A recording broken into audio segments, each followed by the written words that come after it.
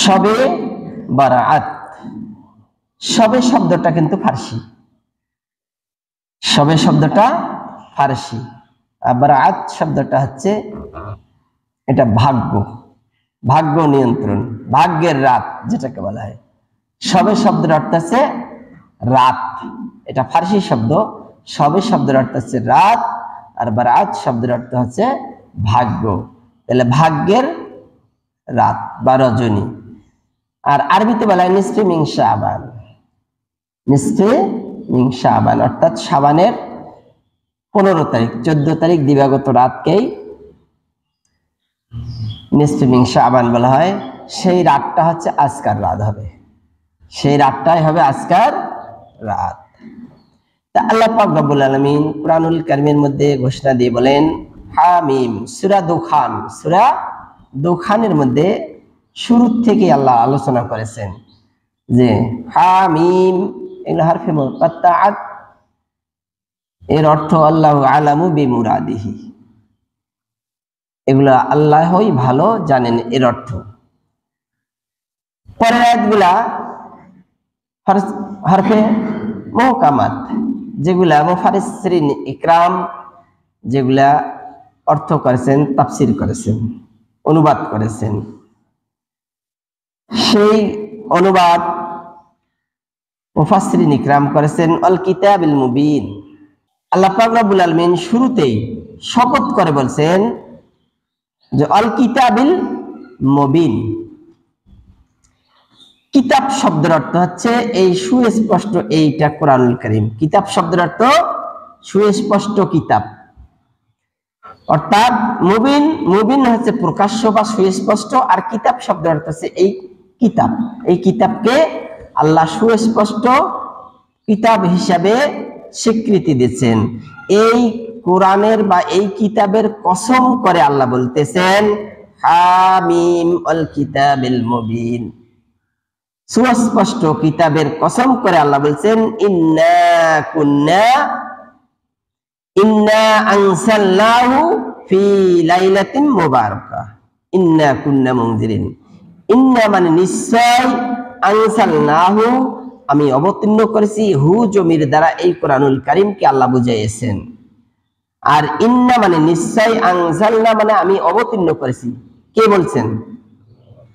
আল্লাহ বলছেন আনজালনা আমি অবতীর্ণ করেছি, ফি মানে মধ্যে, লাইলাতুন মানে হচ্ছে রাতে, মুবারাকান মানে হচ্ছে বরকতময় রাত, ইন্না মানে নিশ্চয়, কুন্না ছিল, মুনজিরিন অর্থাৎ এটা হচ্ছে এই মানুষকে সতর্ক করার জন্য আল্লাহ পাক এই কোরআনুল কারীমকে বরকতময় রাতে অবতীর্ণ করেছেন। কথা কি সুস্পষ্ট? এই কোরআনুল কারীম আল্লাহ পাক রব্বুল আলামিন বরকতময় রাতে নাজিল করেছেন, কারণ মানুষকে সতর্ক করার জন্য। ক্লিয়ার না? কেউ এখনো বুঝেন নাই? বুঝা গেছে তো? কথা বলবেন, তাইলে আমি বুঝবো যে বুঝা গেছে। তাহলে এই কোরআনুল কারীম বরকতময় রাতে আল্লাহ পাক রব্বুল আলামিন অবতীর্ণ করেছেন মানুষের কল্যাণের জন্য, মানুষকে সতর্ক করার জন্য, মানুষের উপকারের জন্য। ইয়াখরুজু মিনাজ জুলুমাতি ইলান নূর অর্থাৎ গুমরাহি থেকে মানুষকে হিদায়াতের রাস্তায় নিয়ে আসার জন্য আল্লাহ পাক এই কোরআনুল কারীম অবতীর্ণ করেছেন। ফিহা ইফরাকু কুল্লু আমরিন হাকিম। ফিহা মানে, ফি মানে মধ্যে, হা মানে উহার, ফিহা মানে উহার মধ্যে, ইফরাকু মানে বন্টন করেন, কুল্লুন মানে হচ্ছে প্রত্যেক, আমরুন মানে হচ্ছে কাজ, হাকিম মানে হচ্ছেন যিনি বিচারক, ডিস্ট্রিবিউশন করেন যিনি, তিনি হচ্ছেন মহান আল্লাহ। মনে করেন দুনিয়ার বিচার ফয়সালা কে করে? দুনিয়ার জজ, ব্যারিস্টার, হাকিম করেন না? করেন। জজ করেন, দুনিয়ার হাকিম করেন, কিন্তু আল্লাহ হচ্ছে আহকামুল হাকিমিন। আল্লাহ বিচারকের বিচার করবেন তিনি সেই দিন, ঠিক কিনা? তা আল্লাহ বলছেন ফিয়া ইয়াফরাকু, আমি বন্টন করে দিব। কুল্লুন মানে প্রত্যেকের, আমরান মানে কাজ, হাকিম মানে হচ্ছেন যিনি বিচারক। আল্লাহ পাক রব্বুল আলামিন প্রত্যেকের কাজগুলা বন্টন করে দিবেন সেই রাতে। কোন রাতে? বরকতময় রাতে। বৎসরে কয়টি রাত বরকতময়? কয়টি বলেন? কয়টি? কত দেখা যায়? পাঁচ। কথা বলতে পারেন না কেন? বরকতময় রাত আছে পাঁচটি। কি কি পাঁচটি? হাদিস শরীফে এসেছে,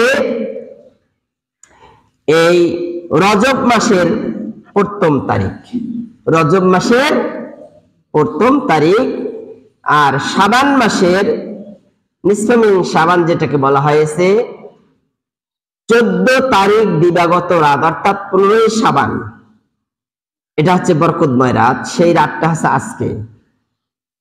আর দুই দিন ঈদাইন যেটাকে বলা হয়েছে, দুই ঈদের রাতে, এবং 5 নম্বর হচ্ছে লাইলাতুল কদরের রাত। এই 5টি রাত আল্লাহ পাক রব্বুল আলামিন এক বছরের মধ্যে বরকতময় হিসাবে মানুষের কল্যাণের জন্য নাজিল করে দিয়েছেন। কোন সুবহানাল্লাহ।